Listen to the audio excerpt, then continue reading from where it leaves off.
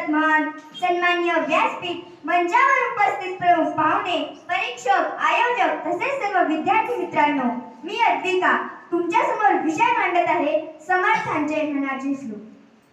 दिव्य भव्य आणि विश्वात अतुल्य असलेल्या भारतीय संस्कृतीला पुन्हा जिवंत प्राणवान करण्याचे काम अनेक ऋषींनी, अनेक महापुरुषांनी, अनेक संतांनी केले आहे. समर्थ रामदास स्वामी हे त्यापैकीच एक आहे. जनसामान्य माणसाला ईश्वराशी एकरूप करण्यासाठी, त्याला भक्तीच्या मार्गाने आणि धैर्याच्या मार्गाने जाण्यासाठी समर्थांचे मनाचे श्लोक हे एक अमूल्यातील गीत ठरते. समर्थ केवळ संतच नव्हते तर ते विचारांचे क्रांतिकारक होते. त्यांनी लिहिलेले मनाचे श्लोक केवळ श्लोकच नाहीत तर ती जीवनाची दिशा दाखवणारा एक दीपस्तंभ आहे. मन जेव्हा अस्वस्थ होते, अशांत होते, विचलित होते, तेव्हा अशा अशांत मनाला शांत करण्यासाठी आपणच आपल्या मनाशी संवाद साधावा. समर्थ म्हणतात, मन करणे एक तिष्ठावे तयासी उपद्रव न लागावे. म्हणजे ज्याने मन स्थिर ठेवलं त्याला कोणतीही संकटे डगमगू शकत नाही. मन वश झाले की सर्व जग आपल्या पायाशी लोळते. हे समर्थांच्या मनाच्या श्लोकातूनच समजते. मना वासना दृष्ट कामान एरे, मना वासना दृष्ट कामान एरे, मना सर्वता पाप बुद्धी नको रे, मना सर्वता पाप बुद्धी नको रे.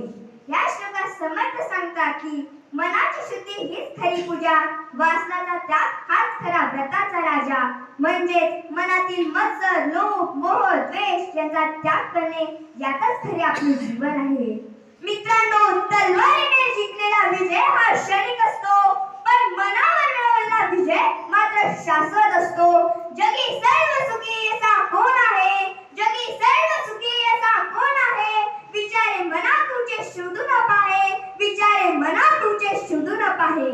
या श्लोकात समर्थ आपल्याला खूप छान सांगतात. सुख हे केवळ वस्तूंमध्ये, पैशांमध्ये किंवा इतरांमध्ये नसून ते आपल्या मनाच्या समाधानात असते. समर्थांचे मनाचे श्लोक केवळ धार्मिक ग्रंथ नसून ते आपल्या रोजच्या आयुष्यात यशस्वी आणि चांगला माणूस बनवण्याचे उत्तम मार्गदर्शक आहे.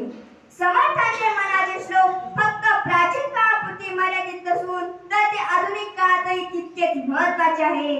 समर्थांच्या मनाच्या श्लोकाच्या शब्दात आत्मविश्वास भरलेला आहे. चला तर मग आपण सर्वांनी मिळून ठरवूया की या महान संतांच्या शिकवणीप्रमाणे आपलं भविष्य उज्ज्वल करूया, आपलं भविष्य उज्ज्वल करूया. शेवटी एवढे सांगे, तुमचा आवाज तुमची ताकद आहे, तुमचा आवाज तुमची ताकद आहे, तुमचे विचार तुमचे शस्त्र आहे आणि तुमचा मार्ग समर्थांच्या मनाच्या श्लोकाने प्रेरित झाले आणि तुमचा मार्ग समर्थांच्या मनाच्या श्लोकाने प्रेरित झाले तर तुमचं भविष्य उज्ज्वल आहे, तर तुमचं भविष्य उज्ज्वल आहे. जय जय रघुवीर समर्थ.